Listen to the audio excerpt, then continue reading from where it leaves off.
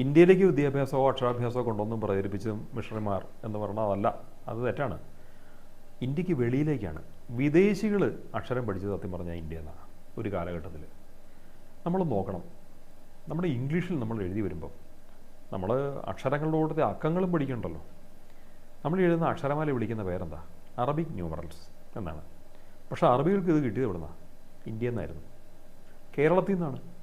ഈ സംഖ്യ നമ്മൾ ഇന്ന് ഉപയോഗിക്കുന്ന സംഖ്യ യഥാർത്ഥത്തിൽ പ്രാചീനമായ കേരളത്തിൽ ഉപയോഗിച്ചിരിക്കുന്ന മലയാള രീതിക്ക് അക്കം എഴുതുന്ന രീതിയുടെ ഒരു വൈദേശിക രൂപമാണ്. അറബികളാണ് ഇവിടുന്ന് അങ്ങോട്ട് കൊണ്ടുപോയത്. അറബികൾ യൂറോപ്പിൽ എത്തിച്ചു എന്നുള്ളത് കൊണ്ട് അതിനെ അറബിക് ന്യൂമറൽസ് എന്ന് ഇംഗ്ലീഷ് വിളിക്കുന്നു എന്ന് മാത്രമേ ഉള്ളൂ. യഥാർത്ഥത്തിൽ ഇത് കേരളത്തിൽ നിന്നാണ് പോയത്. അനേകം സംഭവങ്ങൾ പോയിട്ടുണ്ട്. ഇപ്പം അറേബ്യൻ നാട്ടിൽ ഈ അടുത്ത കാലം വരെ ഉപയോഗിച്ചിരുന്ന തൂക്ക സമ്പ്രദായം, തൂക്ക കട്ടികൾ, തുല എന്നൊക്കെ പറഞ്ഞ രീതി യു എയിലുണ്ടായിരുന്നു. ഈ അടുത്ത കാലത്താണ് യു എയിൽ അത് നിർത്തിയിട്ട് പുതിയ സിസ്റ്റത്തിലേക്ക് മാറിയത് പോലും. അവിടെ കച്ചവടങ്ങൾക്ക് പഴയ സിസ്റ്റം കേരളത്തിലൊക്കെ ഉപയോഗിച്ചിരുന്ന, ഇന്ത്യയിൽ പണ്ട് ഉപയോഗിച്ചിരുന്ന സിസ്റ്റം ഉപയോഗിക്കേണ്ടായിരുന്നു. അങ്ങനെയൊക്കെ ഉള്ളതുകൊണ്ട് ഇൻഡോ അറബിക് ബന്ധങ്ങൾ വഴി യൂറോപ്പിലേക്ക് ഒത്തിരി വിദ്യ പോയിട്ടുണ്ട്. ഇതാണ് വാസ്തവം. ആയുർവേദം പോലും എന്ന് പറഞ്ഞാൽ, സത്യം പറഞ്ഞാൽ യൂറോപ്യൻ അലോപ്പതി എന്ന് പറയുന്നതിനെ കഴിഞ്ഞ ഒരു നൂറ്റാണ്ടിന് പുറകോട്ടുള്ളതിനെ അത് വിളിക്കേണ്ടത് ഒരു യൂറോപ്യൻ ആയുർവേദം എന്നാണ് സത്യത്തിൽ. കാരണം നമ്മുടെയൊക്കെ പല മരുന്നുകളും സ്പൈസസും ഒക്കെ അങ്ങോട്ട് പോകുമായിരുന്നു. ഈ ഏഷ്യൻ്റെ പല മേഖലകളിൽ നിന്ന് ശേഖരിച്ച വിവിധ സ്പൈസസ് യൂറോപ്യൻ മെഡിസിൻസിൽ ഉപയോഗിക്കുന്നുണ്ടായിരുന്നുള്ളതാണ് വാസ്തവം. കേരളത്തിൽ നിന്ന് കൊണ്ടുവന്ന സ്പൈസ് ഉൾപ്പെടെ ഉപയോഗിക്കും. എന്തായാലും വിദ്യാഭ്യാസത്തിൻ്റെ കാര്യം പറയുകയാണെങ്കിൽ, ഇന്ത്യയുടെ വിദ്യാഭ്യാസപരമായിട്ടുള്ള പഴക്കം, ഇതിൻ്റെ പ്രാചീനത നമ്മൾക്ക് പരിശോധിക്കണമെങ്കിൽ നമ്മുടെ ലിപി സമ്പ്രദായത്തിന് എത്രമാത്രം പഴക്കമുണ്ടോ നമ്മൾ ആദ്യം നോക്കണം. അപ്പോൾ നമ്മുടെ ഈ ഭാരതത്തിലെ ഏറ്റവും പ്രാചീനമായ ലിപി, നോർമൽ അക്ഷരം എഴുതുന്ന രീതിക്കുള്ള ലിപിയാണെങ്കിൽ ബ്രാഹ്മി ലിപിയെക്കുറിച്ച് വേണം പറയാൻ. അശോകൻ്റെ കാലഘട്ടം എന്ന് പറയപ്പെടുന്ന ഏതാണ്ട് 2300-2400 വർഷം മുമ്പ് തന്നെ ഇന്ത്യയിലെ ലിപി സമ്പ്രദായമുണ്ട്. എന്നാൽ അതിനു മുമ്പില്ലേ? ഉണ്ട്. ഏതാണ്ട് 8000 വർഷം മുമ്പ് തന്നെ ഇന്ത്യയിൽ എഴുത്ത് സമ്പ്രദായമുണ്ട്. അത് ചിത്രലിപി രൂപത്തിലാണ്. ഹെയറോഗ്ലിഫ്സ് എന്നാണ് അതിനെ വിളിക്കുന്നത്, ചിത്രലിപി. ഇൻഡസ് വാലിയിൽ സ്ക്രിപ്റ്റുകളെക്കുറിച്ച് ഇൻഡസ് വാലി ഹെയറോഗ്ലിഫ്സും അറിയാം. അതേ സ്ക്രിപ്റ്റുകളുടെ ചില രൂപങ്ങൾ ഇൻഡസ് വാലി കൾച്ചറിനും ഒരു 3000-4000 വർഷം മുമ്പ് നിലനിന്നിരുന്ന മെഹർഗഡ് കൾച്ചറിലുണ്ട്. ഈ ഇൻഡസ് വാലി മെഹർഗഡും ഒക്കെ അതിൻ്റെ ഭൂരിഭാഗ ഏരിയയും ഇന്ന് കാണുന്നത് നമ്മുടെ പാകിസ്ഥാൻ മേഖലയാണ്. സിന്ധു നദിയുടെ ഇങ്ങേക്കരയിലാണ് നമ്മളത്തെ ഇൻഡസ് വാലി കൾച്ചറിൻ്റെ കൂടുതൽ രൂപങ്ങൾ ഇന്ത്യയിൽ അടക്കമായിട്ട് കാണുന്നതെങ്കിൽ, സിന്ധു നദിയുടെ അങ്ങേക്കരയിൽ നമ്മളിന്ന് ബലൂചിസ്ഥാൻ എന്ന് വിളിക്കപ്പെടുന്ന പ്രവിശ്യയിൽ അവിടുത്തെ മെഹർഗഡിൽ ആണ് പ്രാചീനമായ മെഹർഗഡ് സംസ്കാരത്തിൻ്റെ അവശിഷ്ടങ്ങൾ കാണുന്നത്. അവിടെ പോലും എഴുത്തുവിദ്യ ഉണ്ടായിരുന്നു. ഇൻഡസ് വാലി എഴുത്തുവിദ്യ ഉണ്ടായിരുന്നു. ശേഷം പിന്നീട് എഴുത്തുവിദ്യയുണ്ട്. കേരളത്തിൽ എഴുതുന്നവരുണ്ട്, സാഹിത്യകാരന്മാരുണ്ട്. സംസ്കൃതത്തിലുള്ള എഴുതിയപ്പെട്ട അല്ലെങ്കിൽ പാലിയിലൊക്കെ എഴുതപ്പെട്ട ലിഖിതങ്ങൾ ഒക്കെ ഉണ്ട്. ഇനി കടലാസിന് പകരം അന്നത്തെ കാലത്ത് ഉപയോഗിച്ചത് കേരളത്തിലാണെങ്കിൽ പണ്ട് ഓലയായിരുന്നു. വടക്കേ ഇന്ത്യയിൽ ഭുർജപത്രം എന്ന് പറഞ്ഞാൽ മരത്തൊലിയാണ് ഉപയോഗിച്ചിട്ടുള്ളത്. അത് തന്നെ കണ്ടെടുക്കപ്പെട്ട ഏറ്റവും പ്രാചീനമായിട്ടുള്ളതിന് 2000 വർഷത്തിന് മുകളിൽ പഴക്കമുണ്ട്. അത് പ്രിസർവ് ചെയ്യപ്പെട്ടിരുന്നത് ചൈനയിലാണെന്ന് മാത്രമേ ഉള്ളൂ. ഇന്ത്യയിൽ നിന്ന് കൊണ്ടുപോയതാണ്. ഇന്ത്യയിൽ ഉപയോഗിച്ചിരുന്ന ലിപികളിലാണ് അതിൽ എഴുതിയേക്കുന്നത്.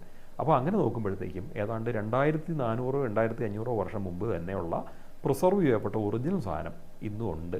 എവിടെ? ഇന്ത്യയിലെ എഴുത്തിൻ്റെതായിട്ടുള്ളത്. കേരളത്തിലെ ഓലകളുടെ കാര്യത്തിൽ ആകെ ഒരു പ്രത്യേകത എന്താണെന്ന് ചോദിച്ചാൽ, ഓലകൾ 100-150 വർഷം ഇരിക്കുകയുള്ളൂ. അത് കഴിഞ്ഞാൽ പിന്നെ പകർത്തി എഴുതണം. ഈ പകർത്തി എഴുത്തുള്ളതുകൊണ്ട് പ്രാചീനമായ ഓലകൾ ഉണ്ടാവില്ല. പക്ഷേ അതിൽ പലതും എഴുതപ്പെട്ടിരിക്കുന്ന കാലഘട്ടങ്ങൾ നമുക്ക് കണക്ക് കൂട്ടാൻ പറ്റും. അങ്ങനെ നോക്കുമ്പോൾ പല ഇതിനും തന്നെ ഈ 2000 വർഷത്തിന് മുകളിലേക്ക് പഴക്കം കാണാം.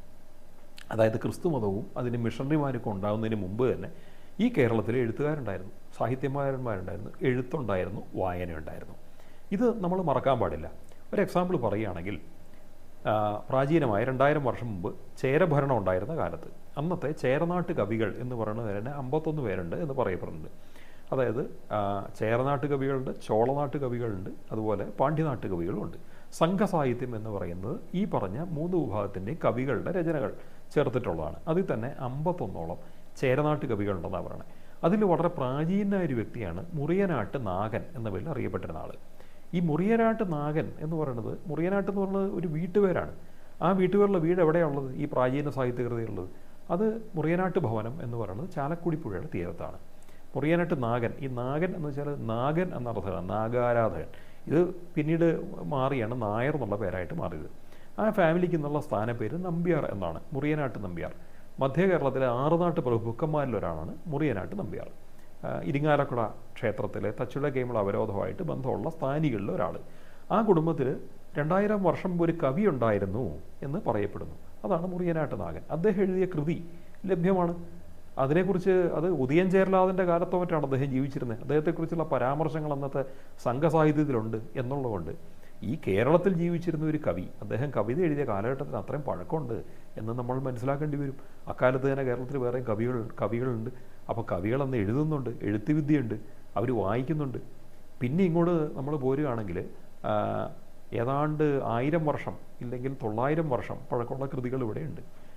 700-800 വർഷം പഴക്കമുള്ള തിരുനിഴൽമാല എന്നൊരു കൃതി, അത് ആറന്മുള ക്ഷേത്രത്തിലെ പൂജാകാര്യങ്ങളുമായിട്ട് ബന്ധപ്പെട്ടിട്ട് മലയന്മാരുടെ ആചാരമായിട്ട് ബന്ധപ്പെട്ടിട്ടാണ്. ആ കൃതി സൂക്ഷിക്കുന്നത് തന്നെ മലയരയ സമുദായത്തിൽപ്പെട്ട ആൾക്കാരാണ്. ആദിവാസികൾ എന്ന് വിളിക്കപ്പെടുന്ന മലയരയ സമുദായക്കാരുടെ കയ്യിലാണ് അതിൻ്റെ പ്രാചീനമായ ഒരു കൃതിയുടെ ഒരു കോപ്പി പോലും ഉള്ളത്. അപ്പോൾ അതിനെക്കുറിച്ചൊക്കെ പല പഠനങ്ങളും നടന്നിട്ടുണ്ട്. പിന്നെ ഏതാണ്ട് ഒരു 650-700 വർഷം മുമ്പ് നിരണത്ത് കവികൾ അവർ രാമായണം മലയാളത്തിൽ എഴുതി. അവർക്ക് ഒരു 50 വർഷത്തിന് ശേഷം തുഞ്ചത്ത് എഴുത്തച്ഛൻ എഴുതി. പിന്നെ അതിനുശേഷവും കവികളുണ്ടായിട്ടുണ്ട്. തുഞ്ചത്ത് എഴുത്തച്ഛൻ്റെ കാലത്ത് തന്നെയാണ് ജീവിച്ചിരുന്നത്. പൂന്താനമുണ്ട്, ജ്ഞാനപ്പാൻ എഴുതിയ ആൾ.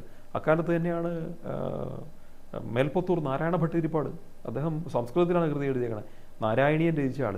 അപ്പം മലയാളത്തിലും സംസ്കൃതത്തിലും കൃതികൾ രചിച്ചിരുന്ന ആൾക്കാർ ഇവിടെ മിഷണറിമാരൊക്കെ വരുന്നതിന് മുമ്പത്തെ കാലമാണ്.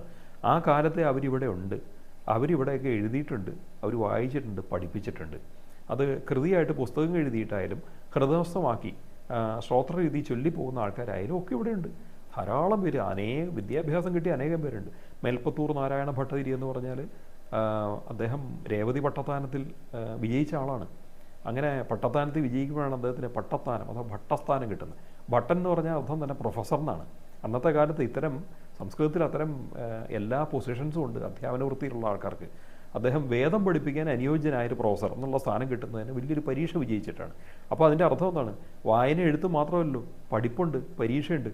ഇനി ഇങ്ങനെയൊക്കെ പറയുമ്പോൾ ആൾക്കാർ ചിലപ്പോൾ പറയുമായിരിക്കും, അങ്ങനെയാണെങ്കിൽ കുറച്ച് ഈ നമ്പൂതിരിമാർ ഇവർക്കൊക്കെ മാത്രമുള്ളോ, ഇല്ല നായന്മാർക്ക് മാത്രമോ വിദ്യയുള്ളോ, അല്ലാത്ത ആൾക്കാർ ഇവിടെ ഒന്നും പഠിച്ചിരുന്നില്ലല്ലോ, അവർക്കും വിദ്യാഭ്യാസമൊക്കെ നൽകിയത് പുറമേ നിന്ന് വന്ന മിഷണറിമാരാണെന്ന് പറയുകയാണെങ്കിൽ നമ്മൾ എടുക്കേണ്ട ഏറ്റവും മഹനീയമായൊരു ഉദാഹരണം എന്ന് പറയുന്നത് ലോകത്ത് തന്നെ ഒരുപക്ഷെ ഏറ്റവും പഴയ ഒരു ബോട്ടണിക്കൽ ഗ്രന്ഥമായിട്ടുള്ള ഹോർത്തൂസ് മലബാറിക്കസ് എന്നൊരു പുസ്തകം രചിക്കാൻ അതിന് വേണ്ടുന്ന എല്ലാ വിവരണങ്ങളും നൽകിയ മലയാളിയായൊരു വൈദ്യനെ പറ്റിയാണ്. മഹാനായ വൈദ്യൻ്റെ പേരാണ് ഇട്ടി അച്യുതൻ, ചേർത്തലക്കാരനാണ്. അദ്ദേഹം ഈഴവ സമുദായക്കാരാണ്. അദ്ദേഹം വിദ്യ അഭ്യസിച്ചിരുന്നു എന്നുള്ളതിൻ്റെ ഏറ്റവും വലിയ തെളിവ് ഹോർത്തൂസ് മലബാറിക്കസ് എന്ന പുസ്തകം. അതിൽ അദ്ദേഹം അന്നത്തെ മലയാളത്തിൽ സ്വന്തം കൈപ്പടയിൽ എഴുതിയ ഒരു സാക്ഷ്യപത്രമാണ്.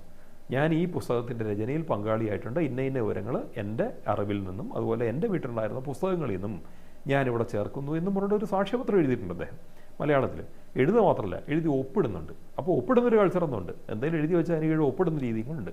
അന്നത്തെ ആ മലയാളം, അദ്ദേഹം എഴുതിയ മലയാളം നമുക്ക് വായിച്ച് മനസ്സിലാക്കാൻ ബുദ്ധിമുട്ടാണ്. അതുപോലത്തെ ഒരു പ്രത്യേക ലിപിയാണത്. എന്നാൽ അദ്ദേഹം അങ്ങനെ ചെയ്തിട്ടുണ്ട് എന്ന് സാക്ഷ്യപ്പെടുത്തിക്കൊണ്ട് ഇതിൻ്റെ ഒപ്പം തന്നെ മറ്റൊരു ലെറ്ററുണ്ട്. അത് ഒരു ക്രിസ്തീയ പാതിരിയുടെയാണ്. കാരണം എന്താണെന്ന് വെച്ചാൽ ഡച്ചുകാരുടെ ആവശ്യത്തിനാണ് ഈ പുസ്തകം എഴുതപ്പെട്ടത്, ഹോർത്തൂസ് മലബാറിക്കസ്. അത് എഴുതുന്നത് മലയാളി. ഈ ഡച്ചുകാർക്കും ഈ മലയാളിക്കും ഇടയിൽ ഒരു പരിഭാഷകൻ വേണമായിരുന്നു, ലാറ്റിൻ ഭാഷയിലോ ഒക്കെ ഈ കാര്യങ്ങൾ പറഞ്ഞു കൊടുക്കാനായിട്ട്. അങ്ങനെ പറഞ്ഞു കൊടുക്കാൻ അക്കാലത്ത് ഒരു ക്രിസ്തീയ പുരോഹിതനാണ് സഹായിച്ചത്. ആ കാര്യങ്ങൾ സൂചിപ്പിച്ചുകൊണ്ടും ഇന്ന ഭാഗം എഴുത് ഹോർത്തൂസ് മലബാറിക്കസിൻ്റെ ഇന്ന കാര്യങ്ങളൊക്കെ ചെയ്തു കൊടുത്ത് ഇട്ടി അച്യുതൻ എന്ന ആളാണെന്നും ഒപ്പം തന്നെ വേറെ 3 പേര്, 3 ബ്രാഹ്മണരായിട്ടുള്ള കൊങ്ങിണി ബ്രാഹ്മണരായിട്ടുള്ള 3 വൈദ്യന്മാരും കൂടി അദ്ദേഹം ഇക്കാര്യത്തിൽ സഹായം കൊടുക്കുന്നുണ്ട്. അവരുടെ പേര് അപ്പു ഭട്ട്, രംഗഭട്ട്, വിനായക പണ്ഡിറ്റ് എന്ന് ആണ്. അങ്ങനെ ഈ 4 വൈദ്യന്മാർ, അപ്പോൾ ബ്രാഹ്മണ സമുദായത്തിൽപ്പെട്ട 3 വൈദ്യന്മാരും ഈഴവ സമുദായത്തിൽപ്പെട്ട ഇട്ടി അച്യുതനും, അതിൽ പ്രധാന പങ്ക് വഹിച്ചതും ഈ വിദ്യ കൊടുത്തും എല്ലാം തന്നെ കൂടുതൽ ഇട്ടി അച്യുതനാണ്. അദ്ദേഹത്തിൻ്റെ അറിവാണ് നമ്മളാ കാണുന്നത്. അപ്പോൾ ഇത്രയും വലിയ അറിവ്, അത് മാത്രമല്ല അത് എഴുതി കൊടുക്കുകയും ചെയ്തു. സ്വന്തം കൈപ്പടയിൽ അദ്ദേഹം എഴുതിയ പല പല കാര്യങ്ങളും അവിടെയുണ്ട്. പ്രത്യേകിച്ചും അദ്ദേഹം സ്വന്തം കൈപ്പട എഴുതിയ സാക്ഷ്യപത്രം അവിടെ ഇരിക്കുന്നു. അതൊരു ചെറിയ കാര്യമല്ലല്ലോ. അപ്പോൾ അന്നത്തെ കാലത്ത് ഈഴവ സമുദായത്തിൽപ്പെട്ട ആളിന് എഴുതാനറിയാം, വായിക്കാൻ അറിയാം, പഠിപ്പിക്കാൻ അറിയാം. അത് അദ്ദേഹം അന്ന് പഠിച്ചാണോ? അല്ല. കാരണം അദ്ദേഹത്തിൻ്റെ വീട്ടിൽ തലമുറകളായിട്ട് സൂക്ഷിക്കപ്പെട്ടിരുന്ന ഗ്രന്ഥങ്ങളുണ്ട്. അത് അദ്ദേഹം പറയുന്നുണ്ട്, ആയുർവേദപരമായ നോളജ് ഗ്രന്ഥത്തിൽ എഴുതി സൂക്ഷിച്ചിട്ടുണ്ട്. അങ്ങനെ ഗ്രന്ഥമുണ്ടെന്നും ഗ്രന്ഥത്തിൽ എഴുതി സൂക്ഷിച്ചിട്ടുണ്ടെന്നും അദ്ദേഹം പറയുമ്പോൾ അദ്ദേഹത്തിന് മുൻ തലമുറകളും വിദ്യാഭ്യസിച്ചിരുന്നവരാണ്. ഈ പാരമ്പര്യം ഒരൊറ്റ ഇട്ടി അച്യുതൻ്റെ വീട്ടിൽ മാത്രമാണോ ഉള്ളത്? അല്ല. ഈഴവ സമുദായത്തിൽ നോക്കുകയാണെങ്കിൽ നിരവധി ഈഴവ കുടുംബങ്ങൾ തെക്കോട്ട് വടക്ക് വരെ, കേരളത്തിൻ്റെ തെക്കോട്ട് വടക്ക് വരെ 100 കണക്കിന് അതുപോലത്തെ കുടുംബങ്ങളുണ്ട്. വൈദ്യശാസ്ത്രം അഭ്യസിച്ച ആൾക്കാരുണ്ട്. അവർ ഇതെല്ലാം എഴുതി വെച്ചിരുന്ന ആൾക്കാരുണ്ട്. അനേകം താളിയോലക്കെട്ടുകൾ ഇന്ന് സൂക്ഷിക്കുന്ന, പ്രാചീന താളിയോലക്കെട്ടുകൾ സൂക്ഷിക്കുന്ന എത്രയോ ഈഴവ തറവാടുകളുണ്ടെന്നറിയാവോ? അവർക്ക് അന്നത്തെ കാലത്ത് ധാരാളം ഭൂമിയുണ്ട്. ഒരു ജന്മിക്കുള്ളത്ര ഭൂമി, 250-500 ഏക്കർ ഭൂമിയുള്ള ആൾക്കാരുണ്ട് കൂട്ടത്തിൽ. രാജാക്കന്മാരായിട്ട് അന്ന് കരമൊഴിവായിട്ട് ഇവർക്ക് ഭൂമി കൊടുക്കുമായിരുന്നു. കാരണം എന്താണ്? മഹാവൈദ്യന്മാരാണ്. ജനങ്ങൾക്കിടെ സേവന പ്രവർത്തനം നടത്തണം, ജനങ്ങളുടെ ഇന്ന് ഫീസ് മേടിക്കാൻ പാടില്ല. അപ്പോൾ ഭൂമി കൊടുത്ത് അവരെ നിലനിർത്തും. അവർ ആ ഭൂമിയിൽ നിന്ന് വലിയ അളവ് ഭൂമിയാണ്, അതിൽ നിന്ന് ആദായങ്ങളെടുത്ത് അവർ ജീവിക്കാം. അവരെങ്ങനെ ചികിത്സ ചെയ്യുന്നു? ഒരു പൈസ പോലും പ്രതിഫലം വാങ്ങാതെ ഫ്രീ ആയിട്ട് ജനങ്ങളെ ചികിത്സിക്കുന്നു. അങ്ങനത്തെ സമ്പ്രദായം ഉണ്ടായിരുന്നത്. അങ്ങനെ ഇവിടെ നായർ സമുദായത്തിലും ഈഴവരുടെ കൂട്ടത്തിലും ആശാരി സമുദായത്തിലും പുലയ സമുദായത്തിലും ഒക്കെ വൈദ്യം പഠിച്ച ആൾക്കാരുണ്ടായിരുന്നു. അങ്ങനെ വൈദ്യം പഠിച്ച ആൾക്കാരുടെ ഉണ്ടെന്ന് പറയുമ്പോൾ ഇവരുടെ എല്ലാം കൂട്ടത്തിൽ ശരിക്കും എഴുത്ത് വിദ്യ അഭ്യസിച്ച ആൾക്കാരുണ്ടായിരുന്നു. എഴുത്തും അറിയാനും എഴുത്തും വായന അറിയാവുന്നവരെല്ലാവരുടെയും കൂട്ടത്തിൽ വേണം. ഇപ്പം നമ്മളൊന്ന് ആലോചിച്ച് നോക്കൂ, കേരളത്തിലെ പ്രാചീനമായ ശിലാലിഖിതങ്ങളുണ്ട്.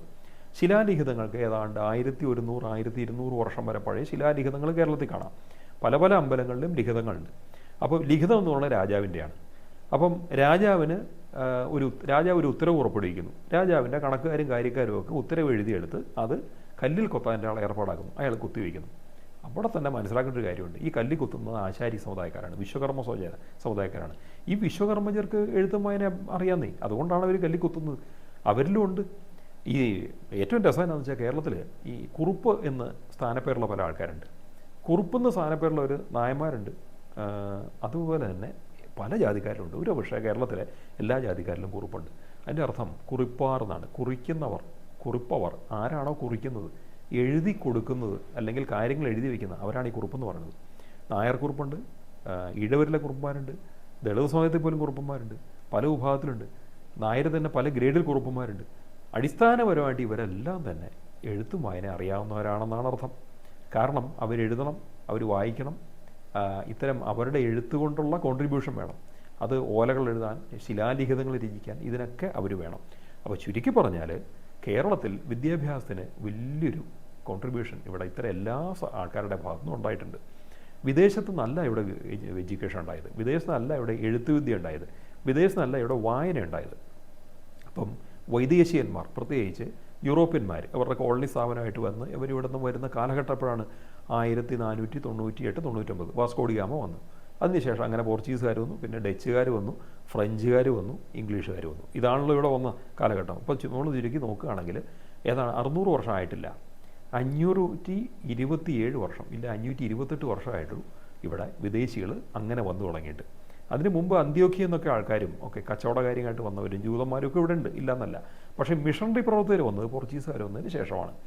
ആ കാലഘട്ടത്തിന് മുമ്പ് എഴുതപ്പെട്ട വേറെയും കൃതികളുണ്ടെന്ന് ചോദിച്ചാൽ അസംഖ്യം കൃതികളുണ്ടെന്നുള്ളതാണ് അർത്ഥം.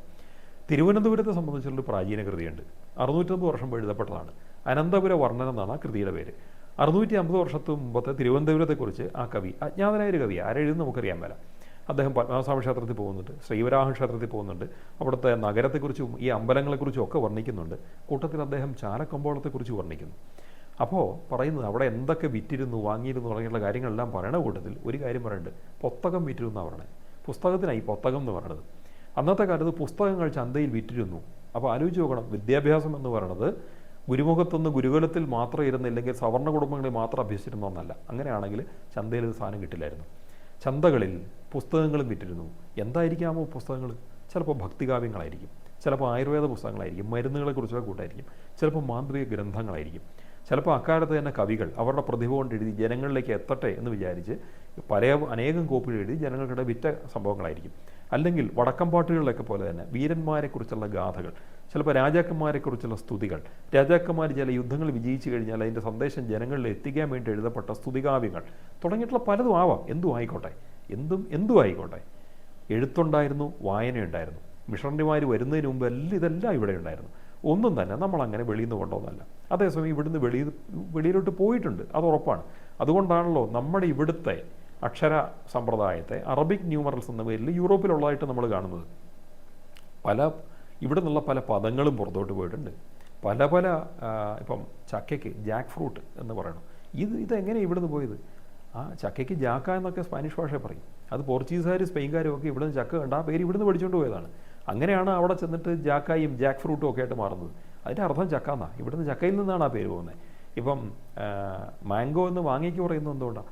ആ മാങ്ങയുടെ പേര് ഇവിടുന്ന് ഇങ്ങനെ പഠിച്ചുകൊണ്ട് പോയതുകൊണ്ടാണ്. ഇങ്ങനെ പലതിൻ്റെയും പേരുണ്ട്. തമിഴിൽ നിന്നാണ് അനക്കൊണ്ട എന്നുള്ള പദം തന്നെ ഉണ്ടാകുന്നത്. ഇതിനെക്കുറിച്ചൊക്കെ നമ്മൾ ലിംഗ്വിസ്റ്റിക്സ് നോക്കിയാൽ ഇങ്ങനെ ഇവിടുന്ന് ഒറിജിനേറ്റ് പോയ പല പദങ്ങളുടെ കാര്യങ്ങൾ നമുക്ക് കാണാൻ പറ്റും. ഷുഗർ എന്ന് മധുരത്തിന് ഇംഗ്ലീഷ് പറയുമ്പം അത് ശർക്കര എന്നുള്ളത് അറബികൾ വഴി യൂറോപ്പിലെത്തിയതാണ്. ശർക്കരയാണ് ഷുഗറായിട്ട് മാറുന്നത്. ശർക്കര, സുക്കാറോ, ഷുഗർ എന്നിങ്ങനെയാണ് അതിൻ്റെ പരിണാമം വരുന്നത്. അപ്പം നമ്മൾ നോക്കുമ്പം കാണുന്നത് എന്താണ്? വിദ്യ ഇവിടുന്ന് അങ്ങോട്ട് പലതും പോയിരിക്കുന്നു. അങ്ങനെ പോയതിൻ്റെ ഒരു ഏറ്റവും വലിയ അടയാളം, ക്രിസ്തു പോലും ജനിക്കുന്നതിന് മുമ്പ് 2100 വർഷം മുമ്പ് ഈജിപ്തിലെ ഒരു പിരമിഡിൽ തെക്കേ ഇന്ത്യയിൽ നിന്നുള്ള ബ്രാഹ്മി ലിഖിതങ്ങൾ, തമിഴ് ബ്രാഹ്മി ലിഖിതങ്ങളുണ്ട് എന്നുള്ളത് ഈ അടുത്തിടയ്ക്ക് റിപ്പോർട്ട് ചെയ്യപ്പെട്ടിട്ടുണ്ട്. എന്തൊരു അത്ഭുതകരമായ വാർത്തയാണെന്ന് ആലോചിച്ച് നോക്കൂ. എന്തായാലും തമിഴ് ബ്രാഹ്മി ലിഖിതം ഈജിപ്തിൻ്റെ അല്ല.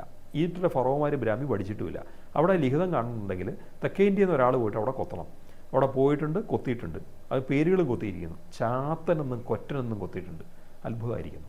ഒന്നുകിൽ വ്യക്തികളുടെ പേരാവാം, അവിടെ പോയ വ്യക്തികളുടെ അവർ കൊത്തിയതാവാം, അല്ലെങ്കിൽ ഇവിടുത്തെ ദൈവങ്ങളുടെ പേര് അവിടെ കൊത്തി വെച്ചിരിക്കുന്നതാവാം. അങ്ങനെയാണ്. കാരണം ചാത്തൻ സ്വാമി, ചാത്തൻ തമ്പുരാൻ എന്നൊക്കെ നമ്മൾ വിളിക്കുന്ന ഒരു ഭഗവാനുണ്ടല്ലോ, ഇവിടെ ദൈവമുണ്ടല്ലോ.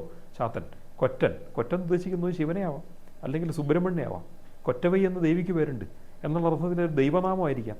ഇവിടെ പോയവർ അവിടെ ആരാധനാകാര്യങ്ങൾക്ക് വേണ്ടി ദൈവനാമങ്ങൾ കൊത്തിയതാവാം, ചിലപ്പോൾ സ്വന്തം പേരുകൾ കുത്തി വെച്ചതാവാം. എന്താണെന്ന് നമുക്ക് അതിൻ്റെ കോണ്ടസ്റ്റ് കൃത്യമായിട്ട് അറിയില്ല. പക്ഷേ ഇവിടുത്തെ ലിപികൾ അവിടെ ചെന്നു. അത് 2100 വർഷം മുമ്പ് അവിടെ ചെന്നിട്ടുണ്ടെന്ന് നമുക്കറിയാം. അപ്പോൾ 2100 വർഷം മുമ്പ് ഇവിടെ എഴുതാനും വായിക്കാനും പഠിച്ചവർ ഇവിടെ ഉണ്ടായിരുന്നു. അവർ കടൽ കടന്ന് യാത്ര ചെയ്തിട്ടുണ്ട്. ആ ലിപികളുമായിട്ട് അവരെത്തിയിട്ടുണ്ട്.